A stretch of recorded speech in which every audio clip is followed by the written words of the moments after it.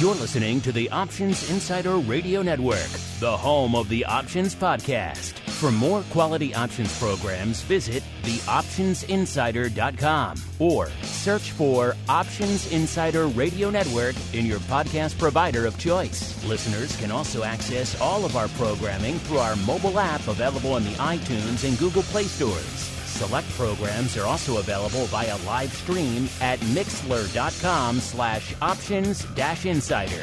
That's mixlr.com/options-insider. Don't forget to follow along with your favorite programs and submit your own questions for the hosts at twitter.com/options, stocktwits.com/options, facebook.com/theoptionsinsider, or via questions at theoptionsinsider.com.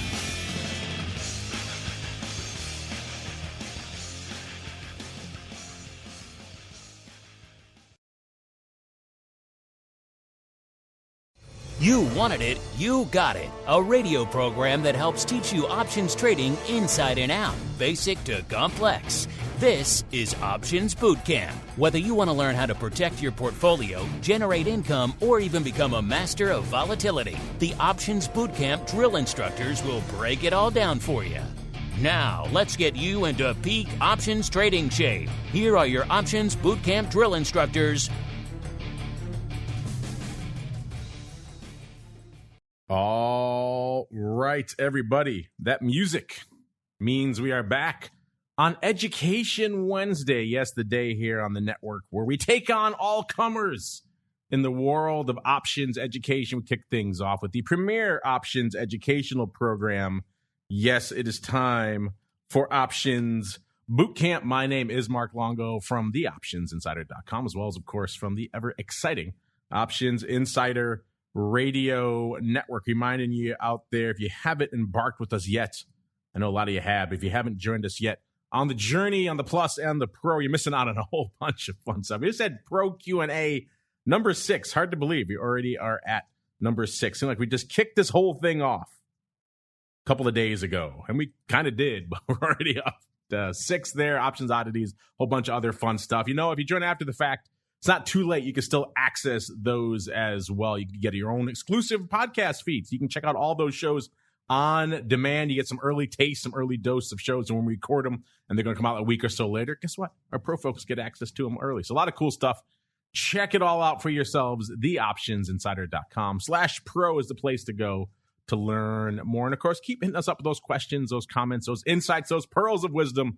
We do love to hear from all of you guys and gals out there. Let's see who we're hearing from on the show today. I am pleased to be joined once again by the black-hatted one himself, Mr. Dan Passarelli, the founder of Market Taker Mentoring, author of 1 or 2 or half a dozen options-oriented tomes. Mr. P, welcome back to Options Bootcamp, sir.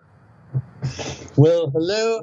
It is great to be back, Mark. How's it going, friends? It is going well. I'm excited to see what the friends have on their brain for us today. But before we do that, I know, Mr. P, a lot's lighting up your world over there at MTM. What are the folks coming to you for these days? What are the hot topics? Oh, man, things are going pretty darn splendid over here, Mark. I got to tell you, we're just teaching the world options one person at a time, one class at a time, and helping move people forward, take control of their financial lives, man. And I love it. I like it. And nothing lighting up your tape. And we're kind of in this kind of weird zone of will they, won't they in the overall market. You know, we had some rallies, some sell-offs, market rallying again today. Vol has mostly been trending lower with a few brief blips to the upside. Come into Showtime, you got VIX cash around a 16.5. So no longer a 15 threatening a 14 handle, but still has come in quite a bit, Mr. P. What's been lighting up your tape on this march to the upside in the indices and the march to the downside in volatility? Well, it's been a little bit interesting because we've got the Fed that's a whole bunch more hawkish than they have been in the past, which kind of surprised people a little bit at the last Fed meeting. And we expect interest rates to go up higher than we thought. But what's really interesting about that is that stocks like Apple, Amazon, and DoorDash, some of these tech companies, have really had a pretty good run the last week or two. And with the specter of interest rates maybe heading a bit higher, that seems a little surprising to me. And so I wonder if we're going to get a pullback in some of those big tech names. People have been wondering that for a while, and we shall all wonder what you folks have on the brain. But you know what? We don't have to wonder anymore, because it is time, listeners, to roll out the mail call. Mail call. Time to look at questions submitted by our listeners.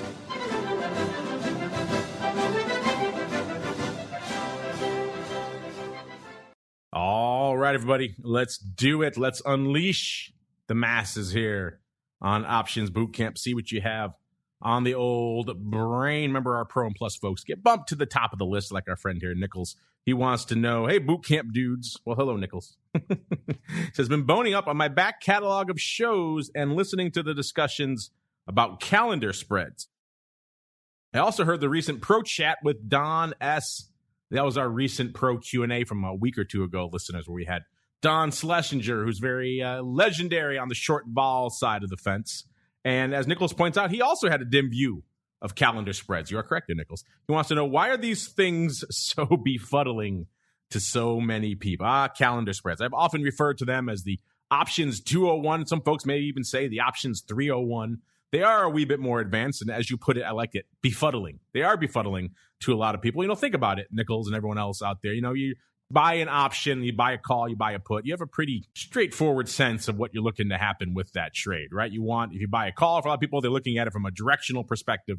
They want the underlying to go up. They buy a put, they want it to go down. You buy a vertical all in the same month, same deal. You buy a call vertical, you want the underlying to go up. You buy a put vertical, you want the underlying to go down. We can get more nuance with time decay and volatility, but that in a nutshell is what people are really looking for. And they could wrap their heads around that when you're looking at some of those basic trades. Now you get to a calendar, and now you're rolling things out. Now you have two expiration cycles at play at the same time. And that's what I think, to use your terminology, befuddles people. Take your traditional calendar, right? You go out a month. Let's say you go out 2 months, and you buy, the at-the-money call, and then you sell the 1 month at-the-money call against it. What do you have now? You have two positions, right? You're long a contract that's farther out. You're short a contract near term. So you're long vol, but you're short gamma.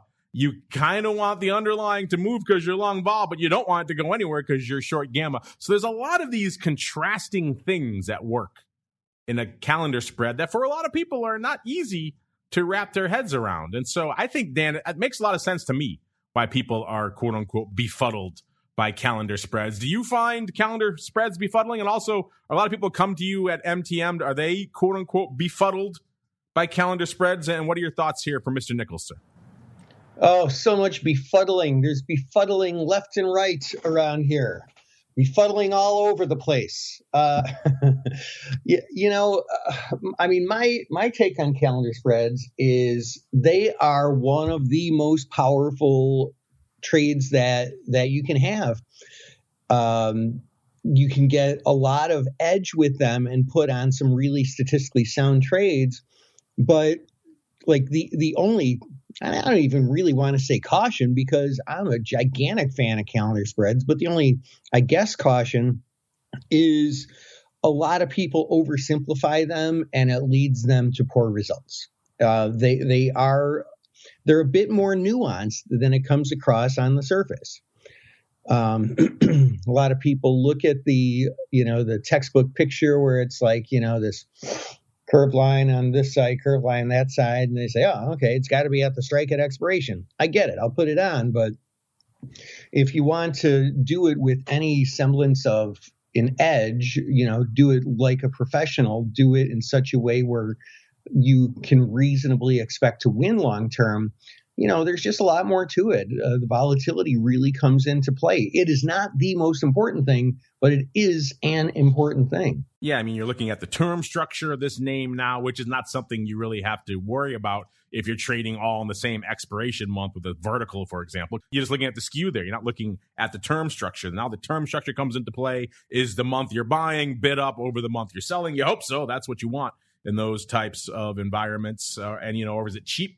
Is the month farther out, cheap compared to the one you're selling, right? That's kind of the situation you want. And of course, you have this weird structure where you're buying something, but you don't really want it to move. That's contrary to a lot of people who are used to buying premium because they want something to explode. When you buy premium, the thing needs to move, right? We say it all the time here on this show. Now you're buying something and you want the underlying to just sit there. You want things to come in. That's very contrary as well. So there's a lot of reasons, Nichols, why I think calendar spreads are quote unquote befuddling. Again, even Don really didn't have a lot of success with them. He moved on from those trades. So they're not for everybody, but they are an interesting strategy if you can wrap your heads around. If you're confused or befuddled, as Nichols says, by calendar spreads here, listeners, go check out the archives of the show. We have spent a lot of time doing deep dives into those. And I'm sure just the fact now, Dan, that we've invoked calendar spreads here on the show is going to open up the floodgates for a whole bunch of more questions. What do you think? Oh, I think that sounds great. So let's bring it on, man. I actually really like talking about calendar spreads because they are nuanced. There's a lot of little nooks and crannies of knowledge to get into. So, bring on your calendar spread questions. Yeah, well, be careful what you wish for, sir, because now they're coming. They're coming right now as we speak. All right, let's go on. Let's get away from them quickly before more calendar spreads can get at us. Next up, we've got exclusive. No E, I like that. Says hello. Well, hello, exclusive. New listener alert. Well, welcome to the party, exclusive. Loving the show so far. Well, glad you're having fun.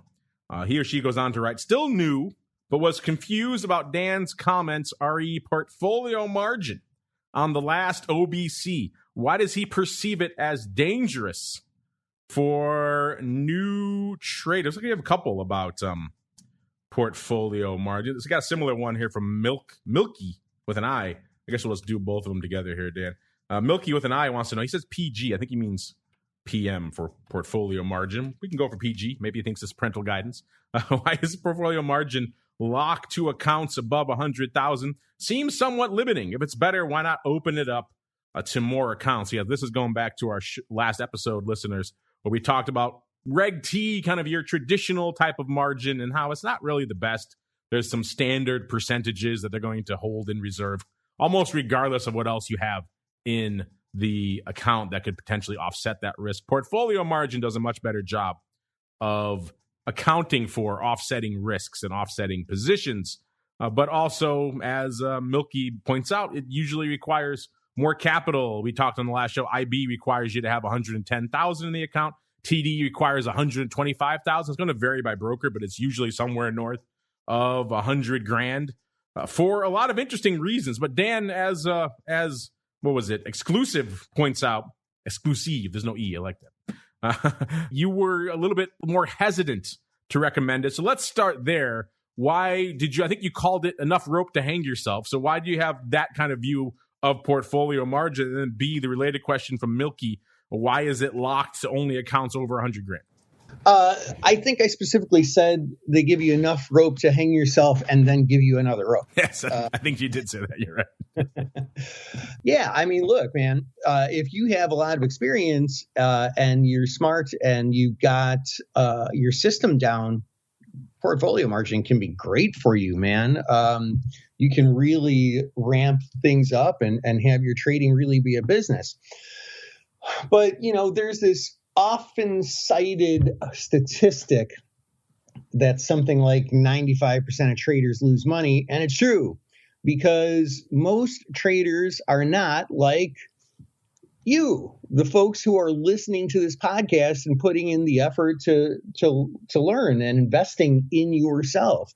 A lot of people, they get some recommendation from a Reddit thread and put all their money in there. Like I just literally got a message from Reddit from one of the things I subscribe to, and it was talking about somebody was like, "Oh, I've got half my life savings in Wish, YOLO," and then like within a couple of days, there's another one that said, "Oh, I've got my father's inheritance in Wish."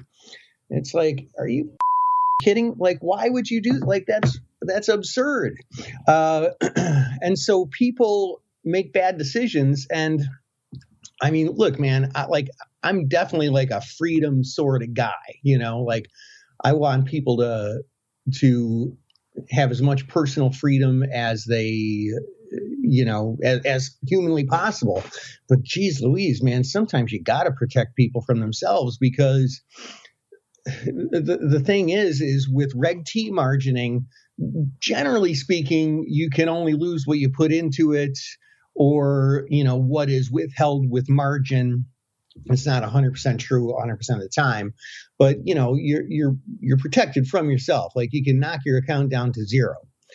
But with portfolio margining, if you're just completely reckless or just not educated enough yet, you could end up bringing your account down below zero. And for people who are extremely reckless, and lose hundreds of thousands of dollars, millions of dollars, which is possible, your brokerage firm is on the hook, and that can threaten the financial system. So, I mean, look, there does need to be some rules that protect investors, sometimes from themselves, and there do need to be some rules that protect the system. And so, I think it's okay to wait until traders are competent enough and capitalized enough in order to be granted permission to have all that extreme power. Really, it's just a lot to handle otherwise. It is a lot to handle, and that's one of the reasons that they gate it behind the larger scale accounts. You can't always say the higher account balances are the quote unquote more sophisticated customers, but that's one of the easy ways for them to gate that and say, okay, higher account balance, maybe they're a little bit more sophisticated. We can allow them to have, as Dan would say, the rope to hang themselves and then another rope. It's also, there's a little bit of effort on the part of the broker to assign and allocate resources to this. When we talk about the real-time margin calculations, everything else like that, that's not free, nor is it really trivial from an analysis and an analytical perspective. So they're putting some effort in on its behalf. So they want to make sure it's for an account that's going to be worth it, not, a couple of grand account that's going to blow out in 2 weeks because they're all loaded up on Wish. By the way, Dan, all those folks who are loaded up on Wish are looking good today, off nearly $1 or 8%, $10.95. So I guess the kid's going to community college, sir. Well, the world needs ditch diggers, Mark. Hey, where would we be without the finer ditch diggers of society? All right, next up, this is an interesting one. This is something I've been kind of mulling over for a while. A lot of people have been asking various flavors, wanted to get our thoughts on this. This particular question came in from Lauren K. Messerly. She says, can you guys do a podcast that goes through the recent Robinhood FINRA ruling and explains the violations? Lots of options talk on pages 5 through 20 of the ruling. And she included a link to the FINRA ruling. If you've been living under a rock for a while, listeners, you missed out on the fact that Robinhood, not so good when it comes to the options side of the fence. And we talked on this show not that long ago about the unfortunate case of the customer that actually committed suicide, due in no small part to the just completely boneheaded way that Robinhood handled options and margin on their platform.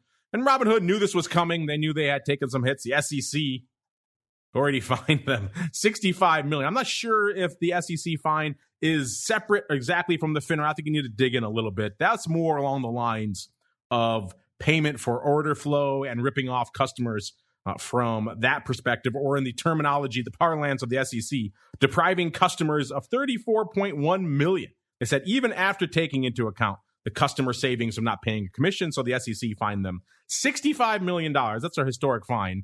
And then I do believe this is separate, even though FINRA does work hand in hand with the SEC. This is for a different issue. This is FINRA. If you're not familiar, listeners, FINRA is a financial industry regulatory authority. It's a self-regulating body, but it has, as you can tell, has some muscle, has some teeth to actually levy fines. So Robinhood set aside $26 million to cover in their IPO filing. Said, hey, we might have to pay some fines. Turns out it wasn't even close. They $70 million just for this FINRA deal, the largest ever penalty in the history of FINRA. So there's some bad stuff going on here. And as you pointed out here, Lauren, there's a lot of quote unquote options talk in this filing. So let's go through some of this, Dan, and I'd like to get your thoughts on this as well. I was kind of just paging through this lengthy filing on the many things that Robinhood did wrong. we're just talking about margin. So let's start there. One of the first things they did wrong that FINRA fined them for was misleading customers on margin in their accounts. As they put it, they negligently communicated a wide array of false and misleading information to their customers, including, among others, they had a platform called Robinhood Instant. And they told Robinhood Instant customers they had to upgrade to Robinhood Gold to trade on margin. And in fact, that was a lie. And Instant customers could place options trades that could trigger the use of margin even when they weren't approved or qualified for it. They falsely told Robinhood Gold customers that they could, quote, disable margin in their accounts. So someone could come in and say, I don't want to trade on margin for whatever reason. And they said, yes, you could do that. And then they still let them put on trades that would require margin. In fact, I do believe that's one of the things that unfortunate customer who killed themselves, they thought they had disabled margin. And turns out, no, it's a difficult thing to do, particularly if you're allowing people to do a lot of different spreads that you could get assigned on a short leg. And guess what? You need margin to cover that. And that's kind of where they ran into problems. So that's one of the first of many problems. And here's another good one, Dan. They used, this is so kind of web 2.0 app mentality kind of thing. You know, a lot of brokers have streamlined the options approval process these days. I've joked about that before, how ridiculously easy is pretty much anyone to come in and get level 3 these days. But Robinhood took it to another level. They used bots to approve options accounts. They said these bots were programmed to approve options trading based on inconsistent or illogical information. This is from FINRA. These are FINRA's words, not mine, listeners. Including for customers who were younger than 21, but claimed to have had more than 3 years experience trading options. So again, we know that's not right. The bot couldn't pick up on that. The bots approved certain customers with low risk tolerance for options trading, even though the firm's written procedures prohibited that. They wanted to have some sort of risk profile for their options customers, yet the bot didn't do that. And this is one of my favorites, Dan. The bots were programmed to only take into account the most recent information provided by customers, meaning that the firm approved for options trading customers that it had previously rejected for options trading, often only minutes earlier. So you came in, maybe you filled out the form honestly, saying, I don't really know what the hell I'm doing, and the bot rejected you, as it should. And the person could come right back in, change all of their answers, and get approved 30 seconds later. As a result of these flaws and Robinhood's overall failure to exercise due diligence before approving customers for options trading, the firm has approved thousands of customers who did not satisfy the firm's eligibility criteria or whose accounts contained red flags that options trading may not be appropriate for them. So FINRA negged them for that. So Dan, what are your thoughts on those two? Then there are many more, sir. Oh man, Mark, I mean, just looking at all this stuff, it's really disheartening, man.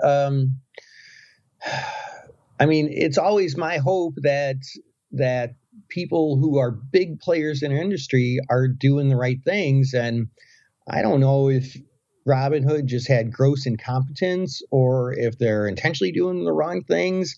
It kind of almost seems incompetence, but that's not even much better than intentionally doing something wrong. Like I just don't understand how, like, still to this day, like they don't take their shortcomings, let's just say, more seriously. I just wish that.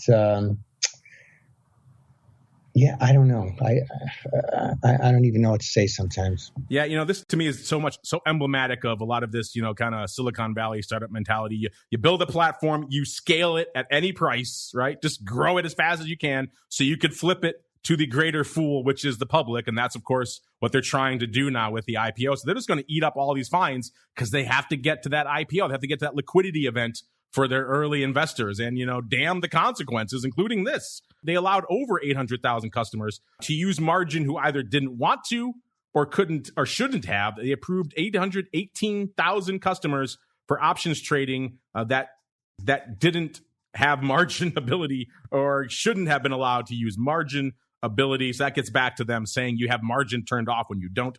They also say that customer who killed himself thought he had, quote unquote, turned margin off, which is one of the reasons why he was so surprised when he got hit on that spread. He thought he had disabled all of that. So those are literal tragic consequences as a result of this kind of scaling at any cost. And it gets even worse, Dan. Here we go here. This is another thing FINRA flagged in this epic report. And I encourage you to check it out for yourselves if you are intrigued listeners. It's a lot of reading, but we'll kind of hit the highlights for you here. But it is pretty damning stuff. They say Robinhood misrepresented, just straight out falsely misrepresented the risk of options trade. FINRA says Robinhood negligently misrepresented the risks associated with option spread actions and the actions which firm would take with those positions on the customer's behalf. I mean, so first off, they talked about the potential for loss with option spreads. They just posted things that were flat out incorrect on their sites. They told people you could not potentially, there's no scenario where you buy a spread where you could lose money if you spend money. All you can,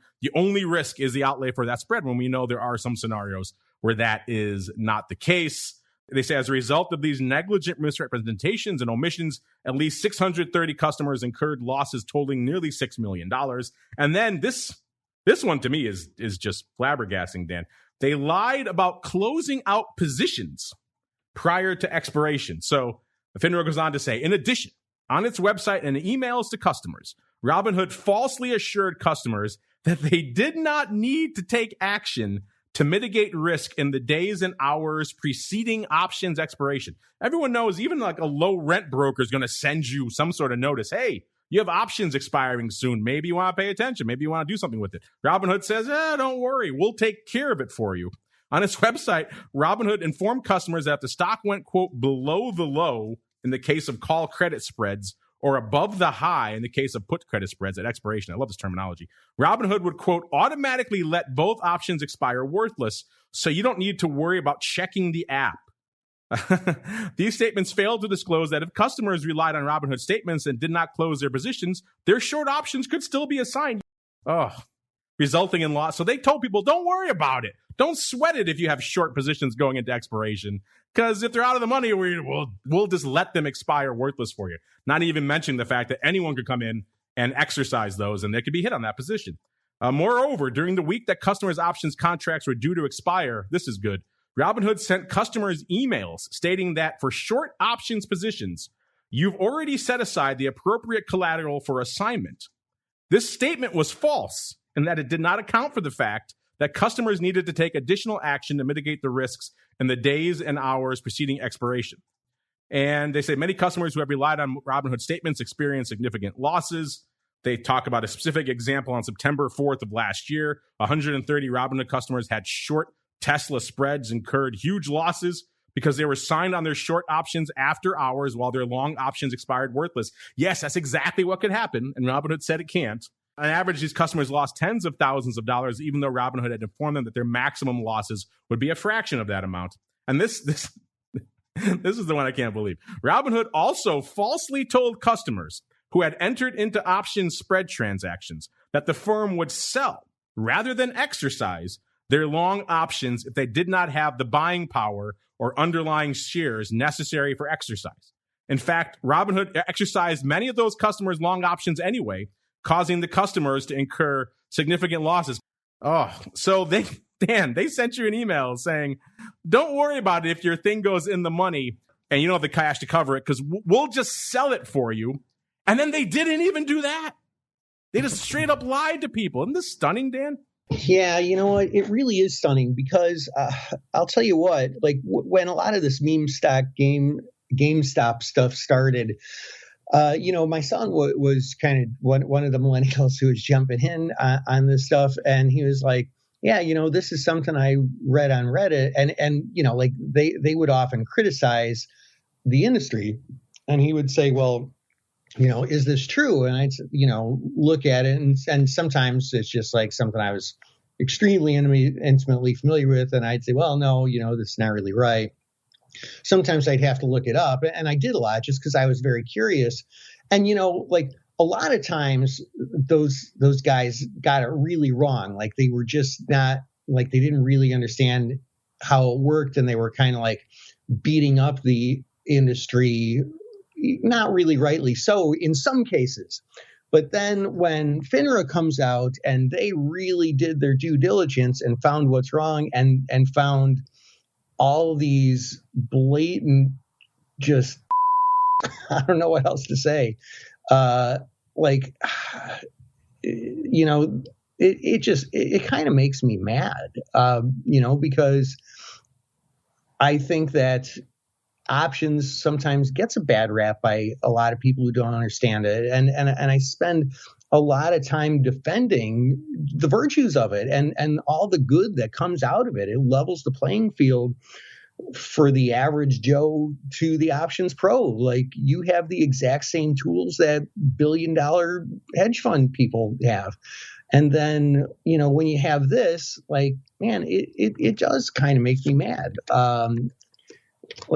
I want to defend all the great things about it, and when there's things that are going on that are certainly not great things, it's frustrating. It should make you mad. It should make everyone who listens to this should be furious about this. If you're using Robinhood right now, you should stop.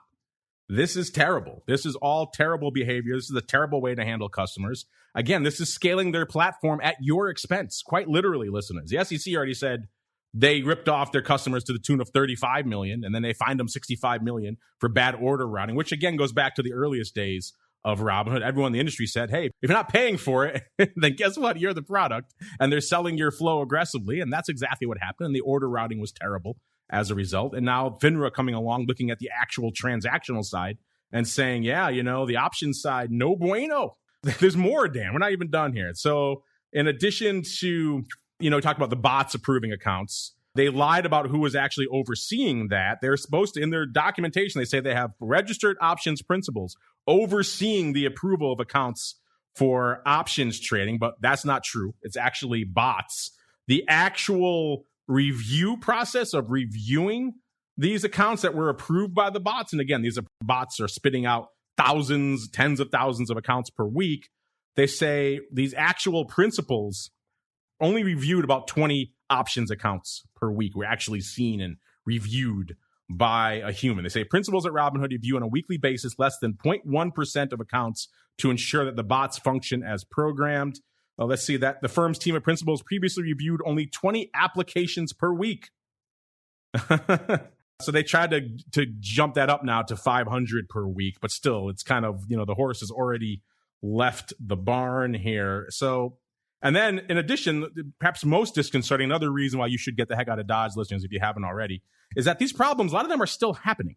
They say, FINRA says, although Robinhood implemented a bulk downgrade process in April of 2020 and revised its options eligibility criteria in September of 2020. So they took a bunch of options people that they had approved, downgraded them away from options, or I guess to a lower level of options approval, and have increased their criteria. They say this is still a problem. They're still approving customers based on inconsistent customer information. And so now they have to keep doing this monthly bulk downgrade process to go back and fix the problems that they caused by approving these people who shouldn't really be trading options out there. And then on top of that, and FINRA also goes on, we won't get into this, the legion of serious outages that Robinhood had where they prevented people from trading and closing their options position. That's a separate conversation, kind of outside the scope of this show. It's more on the technology side. So yeah, Robinhood set aside $26 million to cover these fines. They ended up paying FINRA alone $70 million. I know the SEC was talking about $65 million last year as well, after their probe of the order routing and everything going on. I'm not sure if these are going to be combined or $135 million in fines. That's horrific. That's a firm that is aggressively harming consumers at that point, listeners, and you should not be working with them. You should not give them your money. You should vote with your dollar and get the hell away from this firm. There are a legion of good options brokers out there. And this kind of goes back to the notion, too, that sometimes you do get what you pay for. And in the option space, brokers were very hesitant to go down this low commission route for a variety of reasons. There are things that cost money to do option. And I'm not excusing brokers who gouge on commissions either. There should be some middle ground for this. And it seems like the industry has kind of settled out on this no ticket charge, but a base fee of around 60 odd cents a contract seems to cover a decent chunk of this out there. But then again, you have things like approvals, actual real life approvals, real life margin and responsibility, real life tech support that knows what the hell they're talking about, things on the website that aren't completely misleading or outright lies. These are things you should expect from your broker, and you should get the hell out of Dodge and go to a broker. Probably going to cost you a little more, But on the flip side, you're not going to have these issues here. You can't go to a broker in good conscience that has been fined $130 million by regulators in the last few years, and they're just kind of shrugging it off because they're just racing to the IPO. They're racing to the exit. Don't be a part of that, listeners. The options trading is hard enough if you do it with a real broker who knows what the hell's going on. You don't want a broker who thinks you don't have to do anything around expiration with short positions. That's idiotic, and it's dangerous, and you don't want to be around that. It's going to cause risk. Is it worth saving, a few bucks on a round lot here or there if you're going to blow out on Tesla options? Probably not. So, Dan, we could probably go on this for a while. I hope who sent that in. That was Lauren. Hope, Lauren, that kind of is at least a bit of a synopsis of the options related. Again, FINRA cited a lot of other issues with Robinhood as well, which was the sum total of the reason behind this historic $70 million fine. But there was a lot of options within that as well. We kind of broke down the main issues on the options front. Dan, anything else to add on this just litany of horrors that is the FINRA report on Robinhood's options dealing, sir? Yeah, I mean, I'll kind of expound upon one thing that you kind of alluded to here. Like, commissions aren't everything, man. If you save 60 cents and it ends up costing you $10,000 because somebody gave you crappy information, like that math doesn't work very well. So, shop around. There's plenty, there are brokerage firms who educate people for free. Thinkorswim, they used to literally fly around the whole darn country putting on free seminars to help people understand trading better, because they want their customers to make money. Look, man, when I was down on the trading floor, the commissions that I was paying, kind of like exchange fees and such, were actually pretty comparable to what I'm paying now in a retail account. I mean, I don't freaking care about 60 cents a contract. It's nothing. So yeah, to me, there's so many bigger things to worry about than commissions. And when you're getting false information, you're getting blatant lies, you're getting things that cost money and management that doesn't really seem to care about it. I'm in Mark's camp, whoever that broker might be,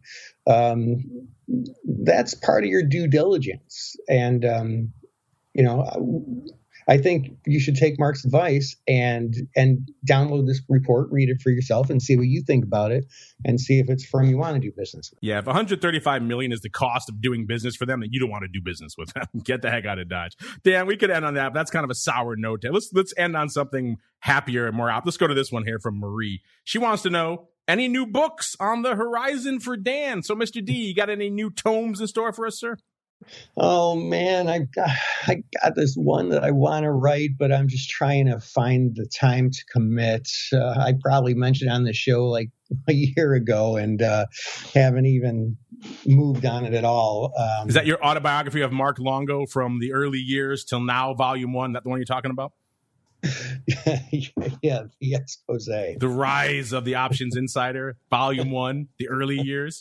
Right, exactly. So nothing just yet. Nothing just yet. I got one, but we'll see. Well, that's kind of a inauspicious note to end on. I tried, Marie. I tried to end on a more positive note. Dan would not oblige me. At least we know, though, he is starting to work on the most important tome, which is Autobiography, Volume 1 here. All right, good stuff. I guess it's more of a biography if you're writing it about me. But I will have some input, so therefore it is a semi-approved autobiography. But I digress. That music means we've come to the end of this one. I know it kind of turned into a bit of a anti-Robinhood screed there at the end. To our credit, I've tried to give this firm a pass. I've heard a lot of things, and I was very skeptical early on when they were trying to embrace this business model that has been tried in the past many times, almost all of them failing. I thought, let's try it again. Let's see. And to their credit, they have brought a lot of people into the options fold. unfortunately, they did it in unscrupulous ways, and they did it costing people a lot of money. And it's a bad experience for all involved. We don't want a broker that's preying on the customer. We want a broker that's out there that has a vested interest in you being a long-term, stable customer, not someone that can just churn and burn you for whatever enterprise value they think exists in your account, then move on to the next one. Also, they could race to an IPO. You don't want to be an exit strategy for your broker. You want to be a lifelong partner, right? So, yeah, none of this is good, unfortunately. It's a great question, though, Lauren. I'm glad you sent it in. You're not alone in wanting more. In fact, I don't think this is the last time we're going to chat on it. I'm sure other folks on the network have thoughts on this. Maybe we'll bring it up on Option Block and some other stuff tomorrow. But before we go, Dan, outside of all this madness afoot out here, if folks want a respite from this, they want to go somewhere, they can just talk options. Where should they go? What should they do, sir? Well, I like nothing more than talking options, so you're in the right place, and you can find me real easily on the internet machine by surfing your way on over to markettaker.com and just hit the contact us, and we would love to chat with you if you have any questions. That is exactly what we're here for, and you can even join free and get an account and join our chat room, get some trade ideas, talk with some of our really experienced students. And I think you'll like that aspect as well. So we welcome you in advance. There you go. MarketTaker.com. Dan's not going to churn and burn you for your enterprise value, right? Dan, you're looking to build a lifelong relationship, right? There's no other way to run a long-term business. It's not a money grab. I've been doing this 13 years. And I think that we have the best trader community in the world. I know I'm a little bit biased, but I'm pretty sure that's true. But that said, you are scaling towards an IPO, correct? That's right. We're looking for investors. Look for his IPO filing soon. You can find it for yourself. MarketTaker.com, 2 T's, is the place to go. On behalf of Mr. P and indeed myself, I want to thank all of you out there for downloading, streaming, subscribing, for listening live. I'm sure many of you have maybe are you a user of Robinhood? What's your experience been like? Hit us up. Let us know. I'd be curious to hear what you think. Is this coming as a surprise to you? Is this kind of what you expected, given your experience with the firm?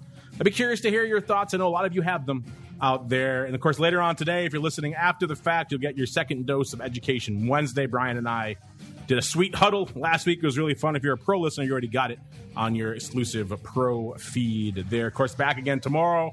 The Option Block. Again, I think maybe we'll be touching a little bit on this tomorrow as well as TWIFO, Friday vol views, and then options oddities. And we're back again next week all the way through to another Education Wednesday, another episode of Options Bootcamp.